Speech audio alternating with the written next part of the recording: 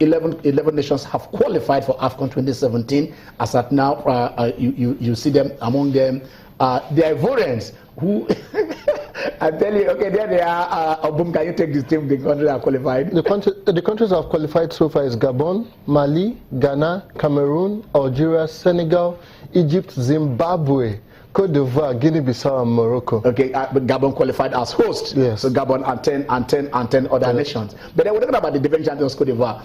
They played Sierra Leone, and they need just a draw to pull through. They scored first, and the Serenans equalized. And in the very last minute, the Serenans almost sent the defending champions out, but they held on, and at the final whistle, it was all protest because they thought, God, like technology is not working there, because these Serenans thought the ball had crossed, and entered in, but the referees and the match officials thought otherwise, and that still metal draw, saw the Ivorians into qualification. But then we're talking about Ghana also before we went on break, and then the issue was that the Minister of Sport told the national team that Ghana is broke. They were not having the money. They couldn't sponsor them to the tournament. So players, after Evran Grant drew his list, they told Evran Grant, this list we cannot afford. So they reached out to the players, and those who could pay their way paid their way to Ghana, and those who couldn't, the captain of the team, Andrew Ayew, the son of Abedina, said, okay, I will do that for you, and paid. But then when they got to Ghana, those of them who could stay in the hotel stayed in the hotel, and those who couldn't stayed at their homes. I mean, this is an example of the fact that, yes, these players want to do this, Obum. Exactly, but we should look at it this way from this perspective, Ken. Government shouldn't be involved in the day-to-day running of sports. These FA people, they should look around the world and see what is obtainable. The English FA even has more money than the sports ministry in England. I always tell people the present Premier League, the 3-year deal signed by BT Sports and Sky Sports, is worth £5.7 billion. They should act. I'm not saying we should start at that level, but we should look at what they are doing. And there's nothing wrong in copying, but if you want to copy well. The issue why sports in Africa is suffering is because government is still bringing in the funds. The intervention is still coming from the government. And once that money doesn't come, the administrators lack idea on what next to do. Because without money, you can't do much. You're not a miracle worker. Once the money is not there, it is not there. And what is happening in Ghana is a reflection of what is also happening in Nigeria too. Okay, what is happening in Nigeria? For the first time, they told the players, we are not going to give you any match bonuses, and they came around. But Jimmy Selino said that yes, they gave them $6,000 as refund for their ticket. But that shows that the players, if you tell them there is no money, at least they will play. Well, I'm surprised that you mentioned Ghana, I didn't mention Nigeria. Because it's almost something that happened. Yeah. Because they have nothing to win or lose at this match. As far as I'm concerned, this match is inconsequential to Nigeria. If we play that match or we don't play it, it doesn't matter to Nigerians. Definitely. What matters to Nigerians is for Nigerians to move forward in sports, not football. Yes. But like you said, the players agreed to come on tickets, no bonus for them to come. Yeah. And I was made to understand they are going to give X amount of money.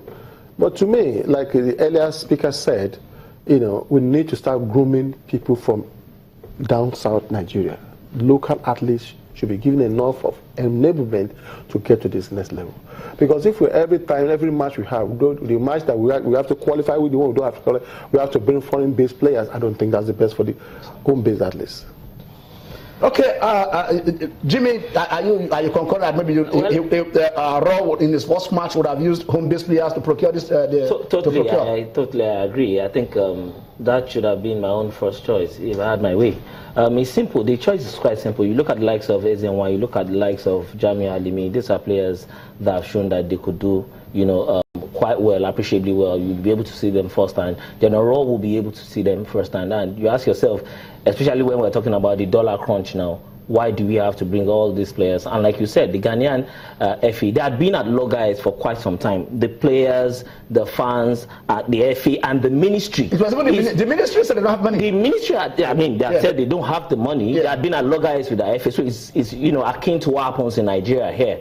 And so what we are saying basically is, why do you even pay match bonuses for inconsequential matches and all qualifiers and all the whatnots? Why don't we pay tournament bonuses? You know, at that point in time, bonus. When you qualify, you get a bonus. You understand. That means it's a properly incentivized system. If you have a properly incentivized system, then you assure the athletes, the players, the sportsmen, they will give that all. Because at the end of the day, what we are saying is the structure still isn't right. And if you don't have the structures right, you can talk about money. Once the money comes, because there are no strategic thinkers, then there are always going to be issues. I want to stick with you on a lighter mood. I remember when it was obvious that we're not qualifying, and then Egypt, already ahead of us, had the same problem that we're having, because the government told them, the FA to step aside, that there was, a kind of rigging when they went for the election 3 years earlier. That's right. And there was jubilation in Nigeria that Egypt will be thrown, because Egypt has qualified, that Egypt will be thrown out and then Nigeria will go ahead, even when we are also having our own similar crisis. But kudos to the Egyptian FA. They said country before us. They didn't write FIFA to come and ban them. They said, look, we are stepping aside. If it is our presence that will make Egypt not to go to Nations Cup, let us go down. I mean, what lessons are we supposed to learn from what the Egyptian did? It's a question of personal interest above country. Yeah. When people are determined to leave a legacy, wherever level of position you are in your country, you will have the willpower to do well.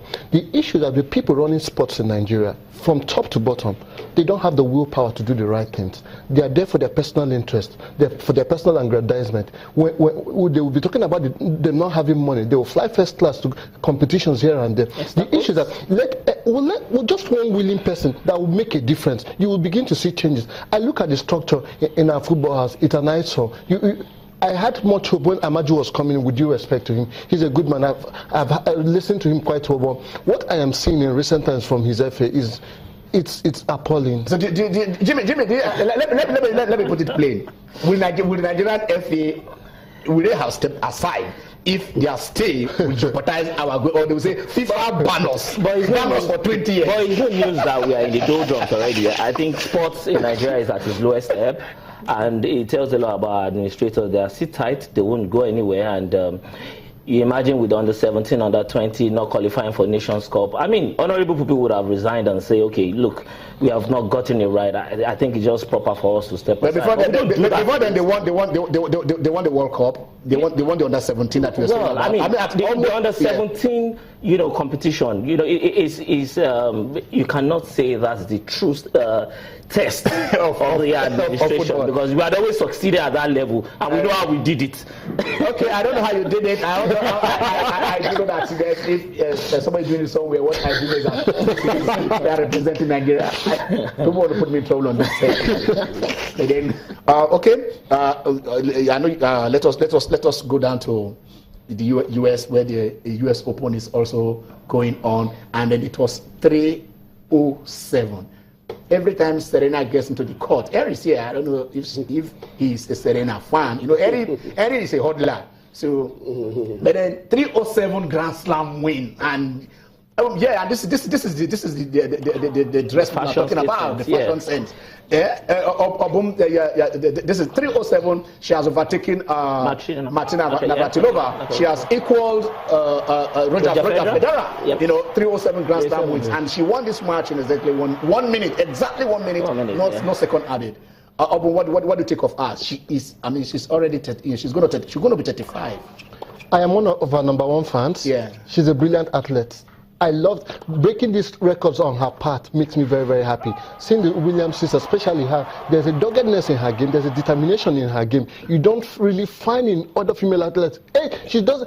Age is not even telling on her. She'll be 35 in September. She gives everybody a good game any day, and she's worth all the accolades she has gotten so far in her career. She's a brilliant athlete, very professional. I'm very, very delighted for her. Henry, what does it? I mean, I want to bring you here. Technical person, technical sport, hurdling, or when you do the hurdles, you understand what I mean, because you're calculating when you want to jump and when you want to run and stuff like that. What does it take? Is it too difficult for us to have tennis courts in our schools in Nigeria? Tennis court, you mean? I think in this country if we have the will, we can do anything. Most schools today now, they are having track on their field, especially these private schools. And that is the most expensive turf in all sports. I mean, sports that are in schools. If we can have track in some schools, I don't see why we cannot have tennis court. We can even have 5 per school. Each school can have a tennis court because it's not that expensive to have a tennis court. So it's just the will, and that is where, so of course, you get the government out, but if the government established as a policy, yes. No, what I mean as a policy, say, look, you go and do this. I mean, that is where we are. I don't think the government should enforce it. Like you must have, every school should have either a volleyball court, a certain number of sports. Yeah, a policy can come on that, but I still believe, like when we're growing up, we should have a period for recreation. Yeah, yes. That is normal. Now everything is education, and they say all work and no play make Jack a dull boy. All right, well, we won't be dull. Well,